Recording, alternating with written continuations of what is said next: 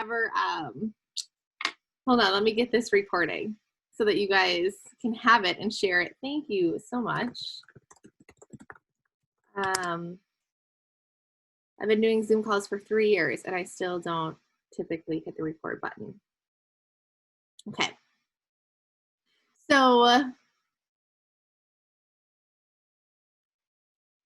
let me just click. All right. So junior rep.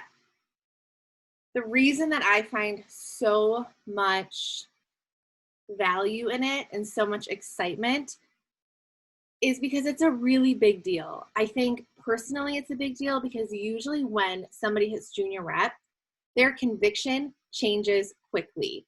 They realize that they can do it. They have confidence. It's the hardest step into building a team, I think, of any.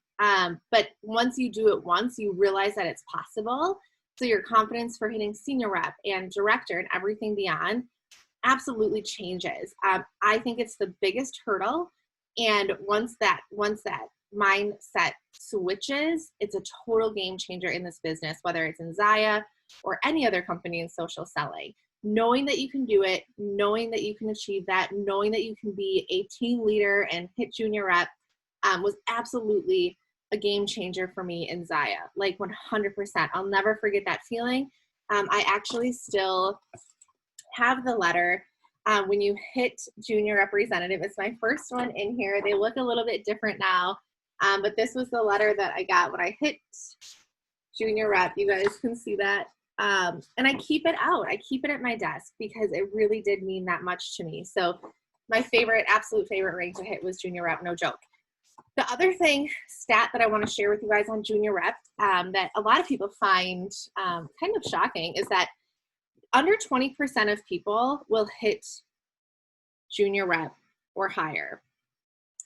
That means that if you hit junior rep, you are in the top 20% of Zaya leaders. And I just want to make sure that sinks in because I don't think a lot of people recognize that number or give it the credit that it deserves. When you hit junior representative, you are in the top 20% of leadership in the company. 2 out of 10 people. 2 out of 10 people will hit junior rep or higher. That's incredible. So it deserves celebration. It deserves being talked about. It deserves a worthy try of hitting. So that's what we want to do today. Let's talk about, okay, Leah, that sounds great. I'd love to be in the top 20%. I'd love to help my team get in the top 20%, but how in the hell do I do it? Like, how do I actually make this happen? So the 3 words that I always like to start this junior rep call with are 3 words that I think can be applicable throughout the whole junior rep journey, and that's conviction, practice, and consistency. And these are 3 words that a different mentor in my life shares with me often. And if you guys were on our recent call, you heard that. But these are why I think they're important. So the first one is conviction. I do not think that you can hit junior rep or senior rep or director and maintain it and continue to grow if you do not have conviction for what you're doing. If you're like, oh, I'm kind of trying this Zaya thing, I don't really know how I feel about it, or oh, I'm just doing this little side gig, like if you want to learn more, but like you totally don't have to. If you do not have conviction and confidence for what you're doing and why you did that, people can feel it. So before you learn any language, before you learn how to host a party or how to talk to somebody about joining your organization, none of that matters. Like you can have all those skill sets, all those tools, but if you don't have the conviction, it doesn't matter because that's your basis. You are building something on a very fragile foundation if you don't have the conviction. So I would encourage you to think about today after this call, why am I here? Do I believe that? And I can speak from experience because when I started, I was that person who didn't have the conviction. I was like a little bit embarrassed. I didn't want to tell everybody that I was doing a network marketing, side gig, which I don't use that word anymore. But I just didn't share it a lot. I was often like, well, yeah, you can check the clothes out. If you like them, let me know. I can probably give you my discount. Or people would say, how's it going? Like, tell me about it. Like, oh, it's really good. But I would never have that conviction of it is going so well. We grew 500% last year. I'm still a little bit new, but I have all the tools and resources to learn about it. I can't wait to share it with other people. Like, would you like to get a cup of coffee and talk about it? Now that language comes to me so easily because I probably in like the third month of my business did some serious self-reflection and realized that I do have conviction for this, that it did change my life. Within my first 3 months, at one point I had made $1,000 and that was my goal. I wanted to pay the mortgage. And that was my ultimate goal with Zaya. As things started to transpire and progress, that goal changed. But until I specifically remember the day where it happened, nothing mattered before that, and I wasn't having success. So that was a game changer for me. I think it is for a lot of people. I'm not a very fluffy person. I like to talk about numbers. I like Excel and black and white, and we'll get into that. But what I've learned among this process is that you do have to manifest success. You do have to have conviction. You do have to say those things out loud. I started to say, when I was in the shower, like every time I would shower, I'd be like, why are you doing this? Like, what are you doing this for? Why do you like Zaya? What is your purpose here? When you don't want to host a party, what's going to keep you going? Why are you here? And so that's not a one-time thing. Although it was kind of a moment for me, it still had to be practiced. I had to still continually remind myself of that conviction of why I was here. I made a vision board and I printed it out and I put it on my wall, and I still have one, which helped a ton. But I really practiced that conviction. So that would be the first one. The second one is practice. Okay, so you have your why, you know why you're here, you're speaking with integrity, you're speaking with that genuine feeling, but are you practicing it? So we have the tools, right? We know what we need to do in Zaya to be successful. We need to sell and share. We need to sell the clothing and we need to share the opportunity. Those are the two things we need to do, especially when trying to hit junior rep. We are not trying to build a team page. We are not trying to make a perfect Canva graphic. We are not worried about creating the perfect postcard or being on every single training. We are very intentional in the beginning on the revenue generating activities, which is selling the clothes and sharing the opportunity. Those two things, okay? We have our conviction. Now we need to know that the first two things of our foundation are selling and sharing, okay? Again, that sounds great, but let's break it down. What does that mean? I'm not going to get into training on parties and sharing too deep on this call, but there are a ton of resources to plug in. If you go to the unit section on your team page, there are a million recorded calls, but those are the areas that I would focus on. And then practice within them. So selling the clothes, right? That's why we all signed up, because we want to make commissions selling the clothes. Let's be real with each other. So selling, are we practicing that? Are we practicing it every single week? Are we having events? Are we asking people to have events? Are we being intentional? Are we doing one-on-one reach outs? Or are we just posting and praying that somebody wants to host an event? Are we practicing sharing the opportunity? And I'll dig into that in a little bit. Are we practicing that language? Are we practicing asking our hostesses? Are we practicing building a dream team list? Are we practicing attraction marketing? So we've got the conviction, but are we actually putting it into practice? You are going to fail. You are going to have moments of breakthrough where you're like, whoa, that worked really good for me. That felt really good for me. But that is going to happen, right? And that's how we learn. There is no exact answer on how to do this. And I want to be very clear about that. There's a really good structure that I would take. I would follow your leader if they've had success, but I would still make it your own. So practice is the second one. And then consistency. Are we being consistent about our practice? So are we consistently doing this? Are we consistently practicing it? When we don't want to do it anymore, are we still showing up to practice consistently? I just heard on a call previous to this, which aligns perfectly. Are your goals your decision makers? So your goal is to hit junior rep. Just let someone in, sorry. Your goal is to hit junior rep, okay? So is that goal making your decisions? Like when you maybe think, I'm not comfortable asking this person, or I should book a party this week, but I didn't get around to asking a hostess, or I'm really tired and I'd rather watch The Office in bed to fall asleep than doing 10 reach outs. That is me, and I'm still guilty of it. But when I think to myself, Leah, your goal this month was to sell $2,500, because my sales last year, I was in a bad headspace. I had a baby. I don't know, a lot of things just last year was just kind of, well, we all know, we were all there. So this year it's $2,500. So the other night I was in bed and I was like, you know what? I'm tired. I'm pregnant again. Like, I just want to sleep. I ate like 7 Tums. And then I thought, no, if your goal is to hit this PV of 2,500 this month, the office isn't going to help you do that. So I got my phone out and I booked one more hostess for the month of January. So I filled my January calendar because my goals became my decision makers. The other thing that I learned about that saying just within the past hour is that it takes the emotion out, which is so true. When your goal becomes your driver, when your goal becomes what is making your decisions, the emotion is taking out. And then it just becomes a tool. It becomes part of your practice. It becomes part of why you're here and what you're doing. That emotional feeling of, oh, I'm not really good at it, or I don't know what to say, or I'm afraid of asking that person, or I don't really think they'll host. I know they hosted for somebody else 6 months ago.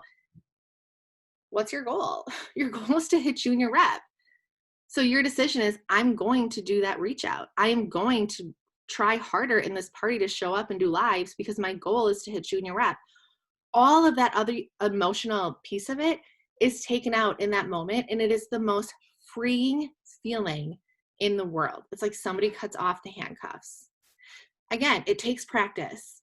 Okay, like there are still times where I feel that emotion coming in, or I think like, I don't know, I'd rather be doing this, or I'm not comfortable, or should I be leading a team call on this because I don't know if I know it well enough. When I take that emotion out, like it just becomes so clear. And so I would challenge you all to try to focus on that: conviction, practice, and consistency. Okay, so let's break down junior rep and what it looks like. The requirements for junior rep: you need a lifetime personal volume of $1,500. So your lifetime personal volume is all of your sales accumulated from day one to where you are right now. So my lifetime personal volume, when I got that 145 worth of PV when I enrolled for my starter kit, until what I sold this morning. I don't think I sold anything this morning. That's aggressive. I did last night though. From what I sold last night, all of that is accumulated into my lifetime personal volume. That's a rolling number. It's cumulative. It's everything you've done in your business.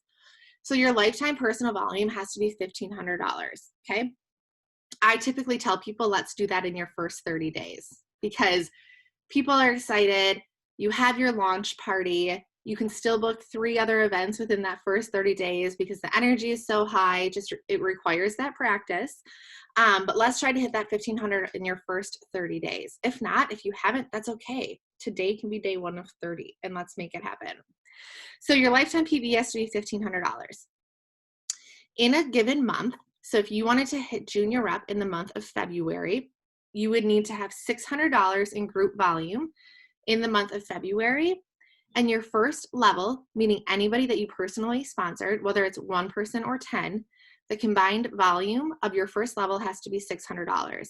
So if I have 2 people that join my team, I'm a new rep, let's say, I have 2 people that join my team this month or in the beginning of February, between those 2 people on my first level, my personally sponsored, they have to do $600 in group in volume. So that's your first level volume. Your group volume also has to be 600. So the difference between your first level and your group volume, your first level is, again, just your personally sponsored reps hitting that 600. Group volume for junior rep also has to be 600. Your group volume includes any of your volume as well. So if they each sell 300 and they're at 600 and you sell 200, your group volume is at 800. Group volume also includes anybody who would be on your second or third level, and so on as your team continues to grow. So all of these numbers are in your back office. They're all laid out on the home screen and you can see them very clearly. If you have questions, reach out to your sponsor or myself, and very quickly we can kind of show you how to read your back office. So a lot of people think, okay, so what I'm hearing is that to hit junior rep, I need a business partner. I can't hit junior rep without it. That is 100% correct. Zaya's really the background, the forum of Zaya's rank advancement program is that in order to rank advance, you have to help somebody else. You have to reach down and pull somebody else up, which is awesome. And you have to help them grow. For example, where I'm at, I've been at my rank for a long time, and it's going to be a little bit before I hit my next, because I have to make sure I'm helping other people rise up. And I love that. Like, I think that is the coolest part of this business. It's one of my favorite things. But yes, you're like, oh, shoot, I actually have to recruit somebody. Let's just all be real for a second. For those of you guys with your videos on, type it in the comments. I'm guessing adding a business partner is the hardest part to hitting junior rep. That's typically what holds people back. I hear a lot of, I can't recruit. I don't have anyone to ask. I don't know if I'd be a good mentor. I don't know if I'd be a good leader. I'm nervous about it. I kind of want to run my own business, but I don't know how to help other people do theirs. Like, that is always what is the holdup. It's usually not the $1,500 in lifetime personal volume. It's adding a business partner and helping train them. And I see that time and time again. So let's learn how to break through that kind of glass ceiling belief that we have, how to break through that and free ourselves from that. Because the second that you add a business partner, everything changes. I see some people on here who I know have, Shala, Brandy, who have added business partners. And they can probably attest that that first time that happens, when you get that email, that enrollment email, when somebody joins your team, you're like, oh my gosh, I can do this. Like, I can do this. It's like a total belief barrier just explodes. And I think I want everybody to experience that. I really do. Like, I will work with you one-on-one all day long in order for you to add your first business partner, because it's scary, it's hard, but once you do it, it's a game changer. Had I not done it, I wouldn't be here. There was times where I was like, I don't know. Like, I honestly don't know. Like, am I going to be able to recruit people if I do this? Am I going to be able to have business partners? Am I confident talking about it? I almost thought no. And there was a good chance I could have walked away at that point, but I stuck with it, and I was sweating and I was nervous and all the things. But had it not happened, I don't know, I for sure wouldn't be where I'm at. I for sure wouldn't have ever covered our mortgage with my Zaya check every month. So let's break that down. Do you guys want to break down the how to add a business partner? Do you think that'd be helpful? Okay. So these are the 3 things that come to mind for me, especially if you haven't added one yet. Here are 3 things that we can do today that we can start thinking about in order to make that happen. I'm not going to talk about it again, but conviction. Like, go figure out why you're here. When you're in the car, when you're in the shower, say it out loud. And I know it sounds stupid, it's weird, but say it out loud. It's like you're going to be in the shower and start talking out loud, and you're like, this is weird, I don't know if I want to do this. But you got to talk about it out loud. You have to hear yourself say it, because you're going to say, okay, that does sound like me. This is what I'm trying to portray. Or no, don't use those words. That doesn't make sense. Say it out loud. Okay, so that's off the table. I'm not going to talk about it again. We should just know that that is important. So the first thing, dream team. The second thing, parties, and hosting conversations with your hostesses. And then the third is attraction marketing. So these are 3 very simple steps that I did in the first 30 days of my business and continue to do, but specifically within the first 30 days that I focused on, that allowed me to recruit 3 people, I think within the first, I don't know, maybe 45 days. So the dream team. Not crazy about the saying. I'm not crazy about creating a list of 100. I know that's a popular thing in network marketing. If you feel like it'll help your brain get triggered to list 100 people on a piece of paper, go for it. Not totally my thing. However, if you Google like list, name generators, I think that's very helpful, because those are sheets, those are documents that you can find that are going to say, okay, think of this job that you had, or like neighborhoods you've lived in. It's going to get your brain going to think, oh, maybe that person, or oh, maybe this person. And then you can start jotting it down. That I like a lot. So if you want to Google something like a name list generator, I would highly recommend you to do that, just because it's going to open your brain a little bit. Oftentimes people start and they're like, my sister doesn't want to do it, my neighbor doesn't want to do it, and my friends hate MLMs. Well, yeah, for sure. I mean, with that mentality, you're probably not going to hit junior rep. I had it, I know. But when you start to be very open and kind of manifest and think about different areas of your life, or if you went to college, if you had college roommates you haven't talked to, like, you just start to think outside the box, and people who think outside the box are the ones who have success in this industry. So Dream Team. I did list 10 people when I started. I took a couple days and I was very intentional, and I'm sure I still have it somewhere. But I wrote Dream Team, and I listed 10 people who I legitimately wanted to do this business with, who I wanted to travel with, who I wanted to go meet at a coffee shop and talk ideas with, who I wanted to link arms with and really do this together with, or people who were like, man, like, I know that this would benefit them. Like, maybe they went part-time and they're at home and they're, they need something for themselves, or they need to replace the income they lost during whatever. But I really am intentional. So I thought of those 10 people. I wrote them down on a piece of paper. And what I did not do was send them a Facebook message. What I did do was get the Conies to reach out personally and talk to them. I picked the phone up. I asked them to meet me for coffee. I would text and say, hey, there's something I just want to share with you. Do you have 15 minutes to catch up on the phone? And it was scary. It was hard, but I did it. I did it with all 10 of those people, because for me, if that's truly my dream team, I want to treat those people with white gloves. I don't want to send them a spammy message. It's like, hey girl, how are you? Like, I think you'd love this. Or, have you ever thought about doing direct sales? I think that there's a space for that. Don't get me wrong. But if it's those 10 people, if somebody approaches me in that way on Facebook and they say that, I'm like, thanks. I made your message reach out list for today. If somebody texts me or calls me and says, hey, you've been on my mind. I want to share what I'm doing with you. Just get some feedback. I want to get your thoughts.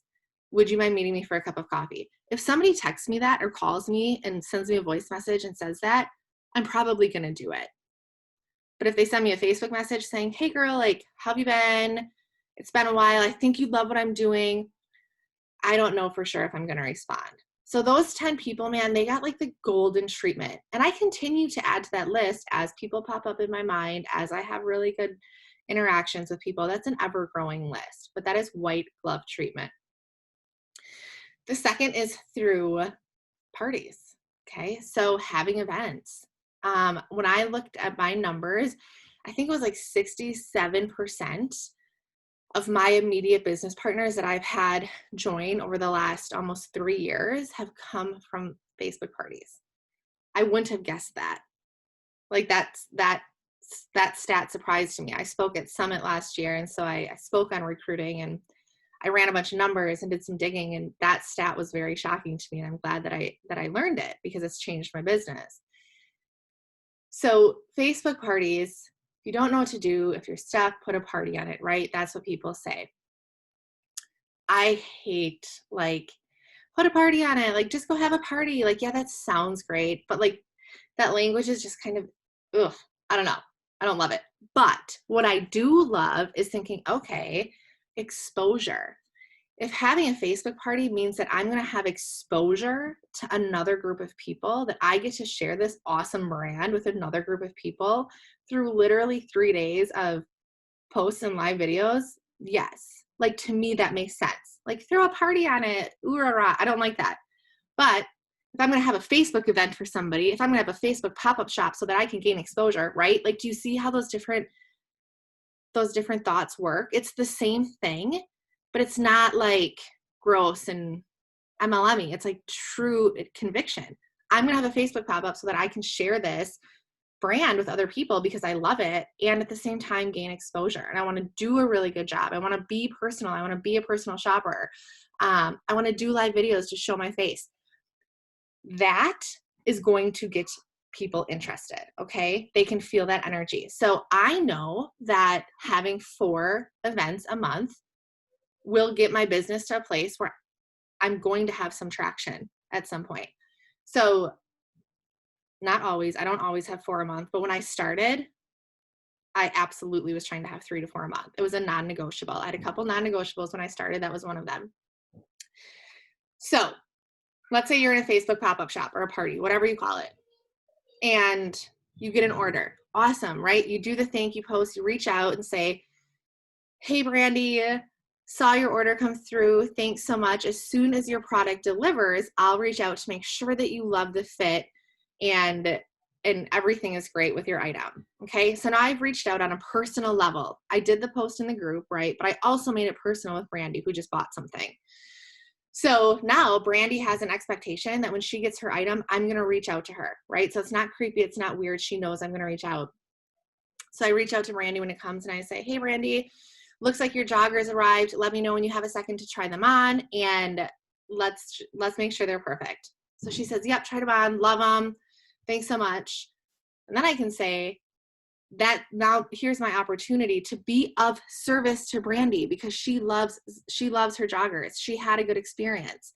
This isn't about me. It's not, hey, like, would you consider, like, would you like to, help me out and host a party? No, it's not about me. It's about Brandy. I'm here to help Brandy. I'm servicing her. I'm going to say, hey, that is awesome. I actually have a VIP page. Here's the link. You can see any like specials that I do, all the new items on Wednesdays. Also, I'm sure you probably have a little bit of a list after looking through the catalog. Would you like to host an event just like Mary did to get rewards, turn half off, and free stuff? I have these 2 dates in February open. I have February 12th and February 20th open, whatever. Now I've given her those 2 options and she might think, okay. So it's very specific. It's a very intentional interaction. It's not posting something at the end of the party saying, want to earn half off and free stuff just like Mary did? Comment below. Typically that doesn't, sometimes it works. I consider those freebies, but I'm very intentional with my one-on-one. Okay, so now Brandy's host, Mary, 2 orders come in and she's at $120. I'm going to reach out to Mary and say, hey, you're at $120, 2 orders. This is so much fun. Like, you're really good at this. Thanks for your interaction. I'm going to pump her up as these orders come in. I might say, hey, Mary, your event is at $520. You're only $80 away from our next rewards level of $600, which gets you a $65 credit, 3 items half off. This is great. This is awesome. Typically, that's when a host will say something like, oh, there was somebody at work who wanted to order. Let me check, because they're invested now. They've been kept up to date. They know where they're at. They want to hit that next level. So they're going to kind of be like helping you out a little bit, right? And kind of get it almost subliminal, not knowing, they're getting a feeling kind of for what it's like to be a rep a little bit. So then they hit the 600. So this is honestly, you guys, this is what has changed my business. At that time, I can reach out to Mary and say, hey, you just hit the $600 level. Your market loves this product. This has been so much fun. It's one of the most high energy events I've had. You're really good at it. Hey, I don't know if you've ever considered doing something like this, but you're really good at it. Have you ever thought about it? It's non-invasive. It's a really easy way for them to be like, you lead with a compliment and you're genuine, right? Like if somebody's a bomb party and they don't show up once or like anything, I probably wouldn't do that because they're probably not going to be a good rep. But I think that's a really, really easy way to be honest with somebody, to say, hey, like, you're really good at this and your market loves it. Have you ever considered it? They're going to give you an answer. They're going to respond to that. Okay. That's such an, excuse me. It's such an easy way to open that door to that conversation without feeling like a creep. I think. So you can't have those conversations unless you're hosting events. You just can't. And you can't get more hostesses if you don't have exposure to more people to then have those opportunities. Okay, so it's so important. I try to book a party off of a party. It doesn't always happen, but my goal is always to book another event off of the current event. It's kind of a non-negotiable for me. Again, sometimes it doesn't happen. I get that, but that's my intention going in. So asking your hostesses with that language has been incredible. Attraction marketing. So this is the third that I did right away.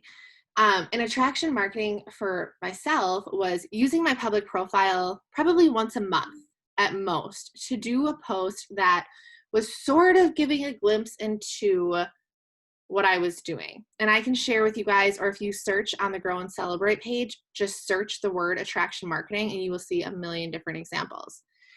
But it may be a picture of like my kids and I'm like, it's Friday afternoon and I do a post saying, so grateful for this morning, before I head to work for a little bit. in reflecting on the past year and taking a chance with kind of a random opportunity, like can't wait for the weekend, just little things that are kind of alluding to what you're doing that make people go, huh, I wonder what she's doing. Or, that's interesting. Not a year ago, my life was completely, which mine it was, but completely transformed when I joined Zaya, and these leggings changed my life and my neighbor's life, and it's the best thing ever. And you need to seriously consider doing this with me. Like, it's almost over the top. I think people are like, oh, an MLM post. They're trying to get people to join their team, right? Kind of feels like that. Mine are a little bit more subliminal, and I think that's a really good way to do it. I think it takes patience. I know it's easy to want to do those posts when you see other people do them. But I think that there's an art to sharing this gracefully, and that's one way that you can do it. And you're probably not going to get somebody who's like, oh, I saw your post today. Like, can we talk about joining? 4 months from now, you're probably going to hear from somebody who's like, hey, I've been following what you've been doing. Like, what is, like, tell me a little bit more about it. Those are the people that I've, like, that anybody who I've added through attraction marketing, it's been a longer process, but it's really building a brand for my business. People trust me. They trust that I'm here for the long haul. They trust that it actually is impactful, that I really do have conviction. I'm not just kind of spouting off the typical Facebook post. So, Dream Team, that is something you could do today. That is something you could literally do today. Take out a piece of paper, write down 1 through 10, and hold yourself accountable to do it.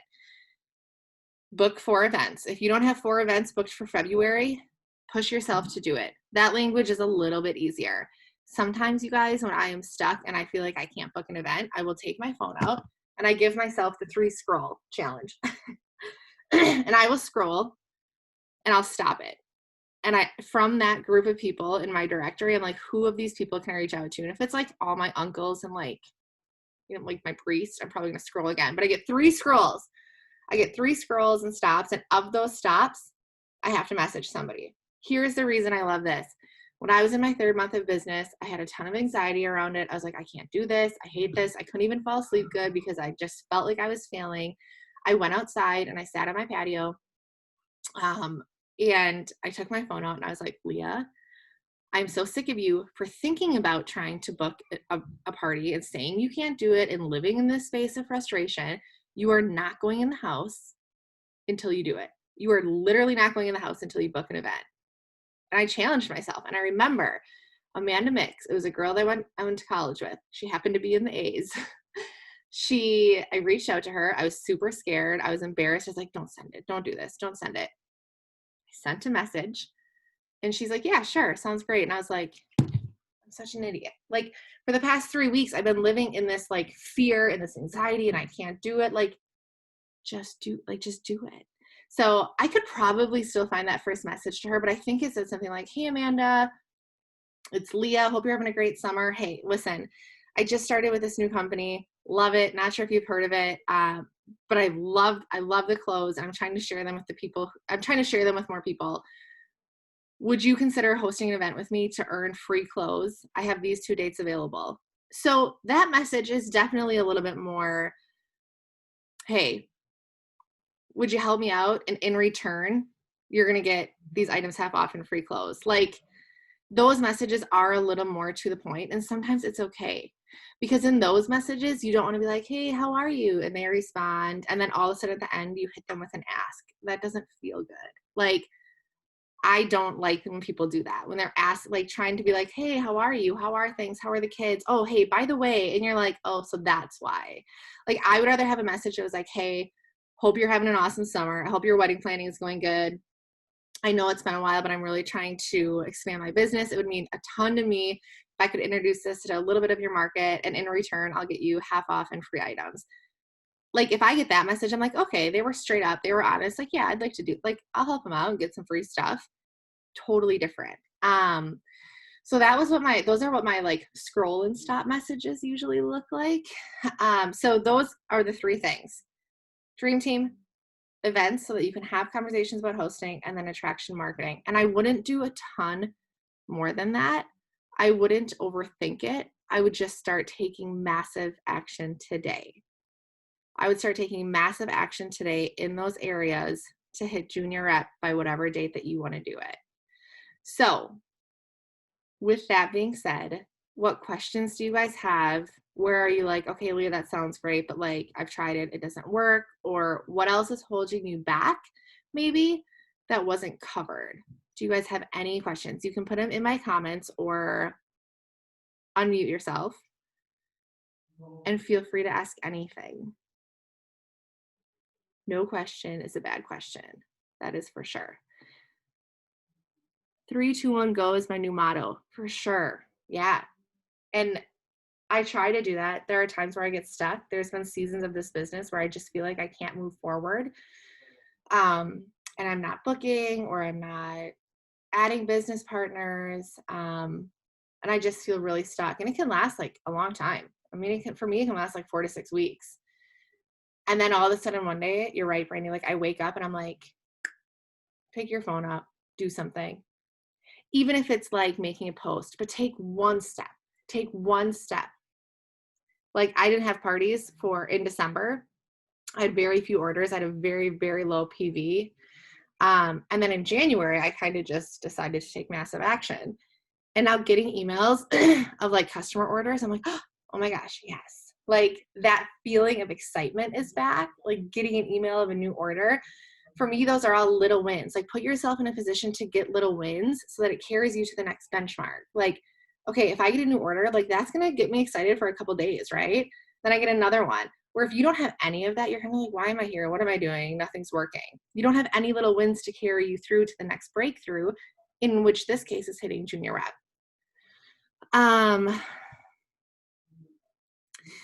When recruiting partners, what are the top 3 selling features of joining the business side of Zaya? It's a good question. I think it depends. So here's another thing that I would mention when you're having conversations with people about joining. I think oftentimes we're like, what do I say? And everybody wants to say, we grew 500% last year. We have the best activewear. Like we sell them, right? So it says selling features. So I would encourage you to change your mindset from selling to like really sharing. I think it's less about selling because people can feel when they're being, and I totally understand your question, Leslie. Just for the sake of, I get what you're asking.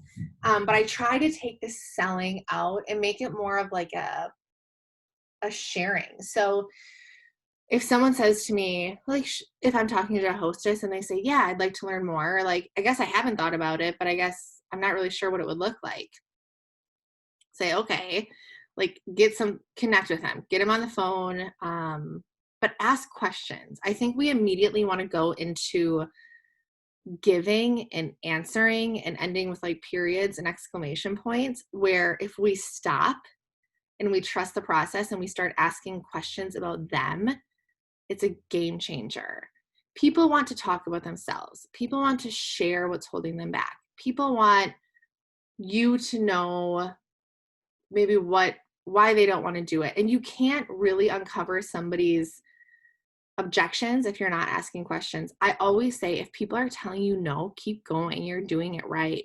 Like you're getting yourself in front of people. But we have to try to find what that objection is. So sometimes, like, I usually don't recruit people in a day in that conversation. It's probably usually a couple weeks, or at least days.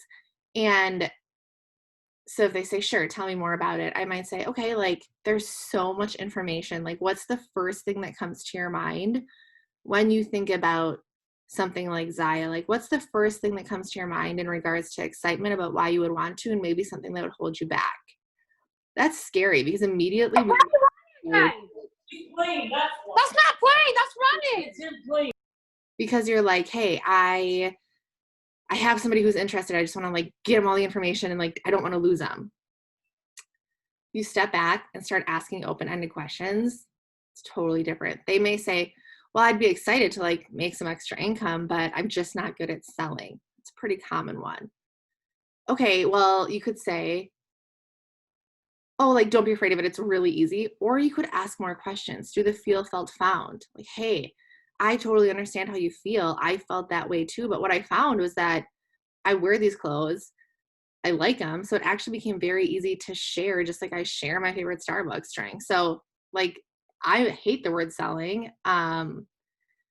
I was afraid of it too, but like this is feel, felt, found. If you write those words down, you can pretty much apply it to any situation when it comes to an objection. Feel, felt, found. Practice it. Again, practice it in the shower, like feel, felt, found. I also have a sheet on our team page that has like the most common objections and then an example of what I would say. And that's in our team page. So I'll just comment on that post so it pops up towards the top. Otherwise, search objections maybe, and you should be able to find it. It's a PDF document. So I do a lot of feel, felt, found, and I do a lot of tell me more. So if they say like, but I'm just really afraid of selling, I might do the feel, felt, found and be like, so that was my experience, but tell me more about what that means for you. And then they may uncover something else. Well, I guess it's not that I'm afraid of selling. I just would be afraid really to share it with my friends because they don't like MLMs. So you can really uncover their need. And if you can't find a solution that matches or helps their main objection, they're not probably going to join. Okay. So peel it back, ask questions, tell me more. What does that mean to you? Like, be legit. Like if you were sitting having a beer or a cup of coffee with one of your best friends, you'd be like, oh, like, well, what is, like, tell me, just be genuine, be real. People feel that people don't want to be sold to join any more MLM teams. Join my team, scratch it, write it down and cross it off. I know people say it, you can if you want. I don't like it. Join my team is self-serving. When I started this, I was like, my mentality was join my team. I need one person to recruit so I can hit junior rep. I need someone to sell $600 so I can hit junior rep. That space sucks to live in because you always feel disappointed because you have expectations of people. Flip it, like change it and be like, how can I share this? Like I've got conviction for this and I do, you guys, it did actually legit change our lives. Like who else needs to know about this that I know? Like I know there's 3 people out there who need to know about this. Like I needed to be introduced. I had to be walked through this. I know that there's at least 3 other people out there who need it too. How can I help somebody understand about this opportunity, learn about it? How can I help somebody sell $1,500 so they get their first commission check? How can I help? When you come from a place of service, it changes. Like that mindset, you go from scarcity and I need someone to do this for me, I need this, to abundance of how can I help, right? In my last call, there was the analogy of this tight-fistedness versus being open. And I think that's just part of this whole mentality shift. So, and again, it's a long process. It takes a long time to work on, but I do think asking questions and walking through the whole journey with somebody is what's going to get you solid people. Even people who have left my team, the ones who have joined that way where we had a really good experience and I was open and I was listening and I didn't apply a ton of pressure, those people, even though they ended up leaving at some point, we still stay in touch. They're still grateful. They're still great customers because we have a good relationship. They don't feel like they were sold to quick buy a kit so you could go to Mexico, you know? Although that is a good incentive. It should incentive you to practice these habits, not to get scrappy. But to answer your question, Leslie, I like to tell people in those conversations, if they're like, well, I don't really know that much about Zaya, tell me. I might say, we're still a newer company. We're in our infancy stages. A couple keywords I use, infancy stages, because it's true. We grew 500% last year. That's an enormous statistic. Enormous. And our pillars, we're very philanthropic. And I'll say that, like I've worked for a lot of companies who say that they do cool stuff to give back, but we really do. And that's awesome. And even personally, I have things that I've been able to give back to causes that I care about because I have, this income. So I think there's a couple great stats. You could talk about warehouses, how 3.5 years ago, we were in Aaron Bradley's living room. And now we just built, I have to find the square footage stat, but we just built this beautiful building. If you're talking to somebody who likes that stuff and you want to talk about growth percentages and square footage, for me, that resonates. I think that's great. But I'm not going to tell that to somebody who wants to come here for community right away. Like then if somebody's community based, if they're like, hey, I'm a stay-at-home mom and I just want something for myself. Like, I need a little bit of time to myself. I miss having goals. I miss having an income. That conversation is going to look different. Then I might say, oh my gosh. So actually, a lot of our team is stay-at-home moms. And it's funny you bring that up, because last night I was talking to one of them and we both had a mental breakdown because we thought our kids were literally going to like break us to pieces. You know what I mean? So you have to know their intention. Like, if you don't know what they're here for, if you tell somebody like that a bunch of number statistics, they're going to be tone deaf. If you tell somebody who's here because they want to make $2,500 a month, if you talk about a bunch of community stuff, they might be like, I'm not here to make friends. I'm here because my family needs income. So you have to align your presentation with what their needs are. And you can't do that without asking questions.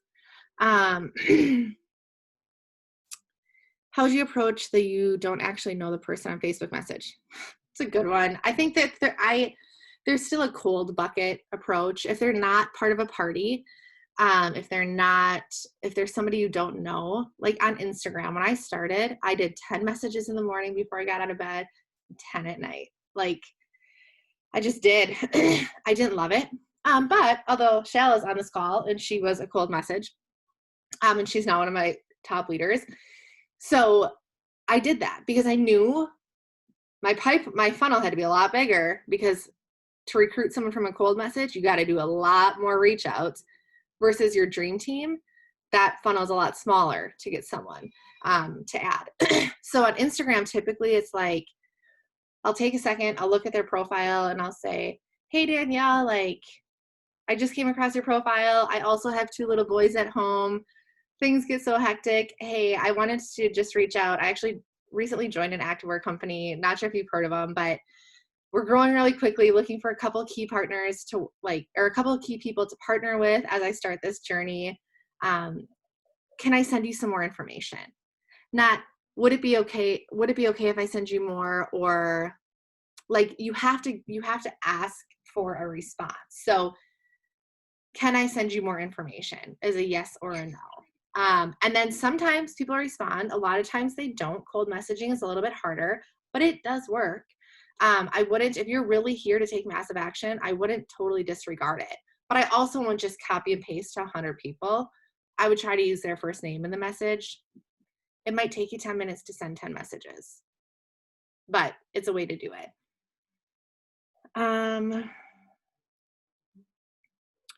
Good question. If I hit junior rep, am I always paid for junior rep, or do you have to hit the qualifications every month? Okay, so yes, you do. If you hit junior rep, you're always called a junior rep. You'll always be considered a junior rep within the company, but you do have to hit those qualifications every month to continue to get paid as a junior rep, which again is something that I love, because what it does is it avoids, or it alleviates kind of that bad stigma of people building a team and then walking away and just getting a paycheck every month. So you can't, like, I've got between us people on this call, I do actually have one leader who tends to sometimes do that. But if she doesn't qualify with her own $500 per month to get paid at the level that she wants to, like, she doesn't get paid on what her group volume is doing. So you do have to qualify each month in order to get paid at that rank. So if you're a director and you hit senior rep qualifications, you'd get paid as a senior rep that month, but you'd still be called a director. Does that make sense? How real do you get in terms of how much work it is? I love the work, but you do have to put time in, for sure. Like, I am way more real than I used to be. I think in the beginning, I thought by being more approachable of, oh, like, you kind of just do it when you want, or, you know, you want to make it sound easy. You want to make it sound sexy. It's not true. People just come in and end up getting frustrated. Now I'm a lot more honest for where I'm at, and for just like the team page I'm managing, and it's, you know, it's for where my business is at personally. It's a lot. Like, I have to carve out time. I have to be intentional. It's not just you can work this business from the toilet. Like, I hate that saying. Yeah, you can, but like, would you work any other job you had from the toilet? Like, don't minimize it. This is real shit. Like, this can be a real business. It's a real thing. It requires time and energy. Like, yeah, like, we all take our phones to the toilet sometimes. I get it, but like, I hate minimizing it. So I'm real with people. Like, excuse me. for where I'm at, I probably put in 25 or 30 hours a week for sure. You know, like I work 4 hours on Tuesday mornings. I do calls like this. I've been on Zoom since 8 o'clock this morning. It's 10 o'clock here now. I'll probably schedule and post all of our team calls later. I'll probably try to fill my February calendar. And so although that might be like, hey, we're driving to my husband's parents' house later and it's a 45-minute drive, I'll do some reach outs. It's hard to say, like, you know, that's another 45 minutes of work. Like that qualifies as work in my book. And I think it's important that we're transparent about that. Like the other thing is when you do have success, then people aren't going to say, well, you just got lucky, or, you know, like you just got in at the right time. Like, no, I've been busting sometimes more than 40 hours a week to do this. But on the flip side, when my family goes up north to the cabin for the week, I'm totally disconnected because I can be. But I wouldn't downplay it. I wouldn't say, hey, like, don't do this unless you're ready to put in 30 hours. But again, you guys, really quickly, this goes back to understanding their main goal. If they want to have the discount, I'm not going to tell them how much I'm working. Like, you don't have to work that much to get the discount. You really don't have to work at all. If they're like, I want to make $1,000 a month, that's a lot different than somebody who wants to make $5,000. If someone's like, hey, I have a $380 car payment and I don't want to have a car payment anymore. I want that covered every month. That's different than somebody who wants to make $2,500 a month or $7,000. So you also kind of have to use some discretion in aligning that. You know, if somebody wants to make $380 to cover a car payment, I'm probably not going to be like, well, I work 40 hours a week, because they're going to be like, no, thanks. I just want to cover my car payment. Tell them what it would require to earn $380. Do the math, figure out the commission, what they need to sell to earn $380 a month, and tell them that and say, it probably requires about this to do that. It's not crazy. It's really not. And then as they're exploring that, they may find out on their own, hey, if I can do this and earn $380, if I have 2 more parties, I could probably earn $900 a month. So some of that is self-exploration. So I wouldn't try to give them like too much upfront.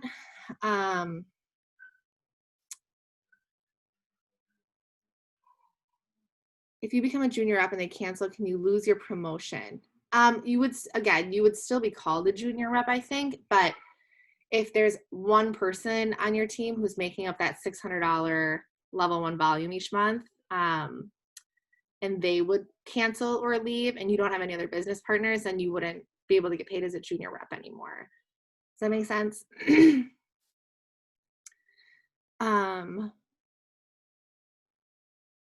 How does a junior rep get paid to relation to a regular rep? So the difference is, as a junior rep, when you qualify to hit junior rep, you start making a percentage of what your team sales are. So that's where the residual income happens. So when people really start to have, you know, build wealth and create significant income in the business, it's through residual. So we all know, right? Like if we sell $1,000, we're going to make $280. That is very straightforward. Like, you know what you're going to make on your PV. If you don't, reach out and we can go through it. You're, as a junior rep or a senior rep, if you look in the back office, and I think I actually have it pulled up. I'll quickly show you. So if you look back here, this is going to be the pay scale, right? So as a junior rep, you make 5% on what your first level sells. Okay, so let me be clear about something. If you sell $1,000, you're going to get paid 28% on the full 1,000. Your personal commissions are paid at 100% of what you sell. So if you sell $2,000, you're going to make $560 or whatever it is. Your team sales, you make 75% of your total team sales. Okay, so if your first level sells $1,000 and you qualify for a junior rep, you're going to make 5% of 75% of that. So you're going to make 5% of $750, which my math brain is not turned on yet this weekend. So you're going to make $37.50 of residual income. That $37.50 is just going to be on your paycheck.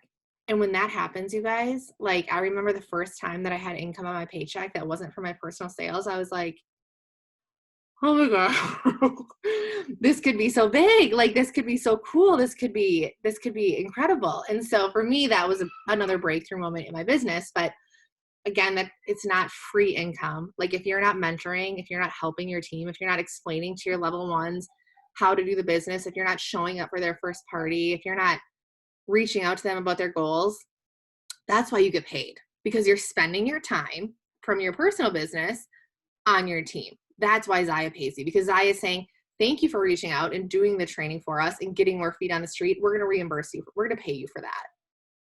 That's why that works. Okay. It's not just, oh, someone signed up, I don't really know who they are, I'm never going to talk to them. Like you really do have to mentor, which is the last part of this whole thing. Is when somebody enrolls, like you gotta give them good treatment, and make sure they know what they're doing.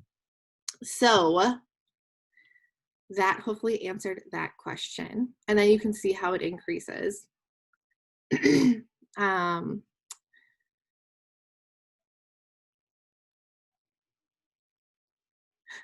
The toilet.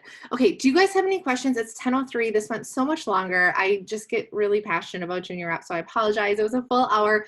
Hopefully it was helpful for you. But does anybody have anything else that they want to cover? You can unmute yourself if you have any questions, or is there any follow-up of, hey, you mentioned that this is a resource. Where can I find it? Where do you feel like you're, if you feel like you're lacking in hitting Junior Rep, where do you feel like that is? And is there any void that I can fill for you right now so you can hit Junior Rep in the next 30 days?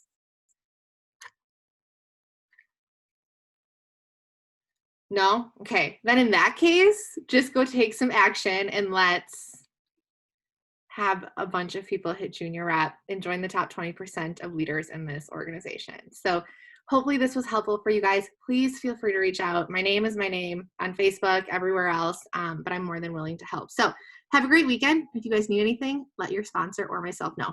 Bye, you guys.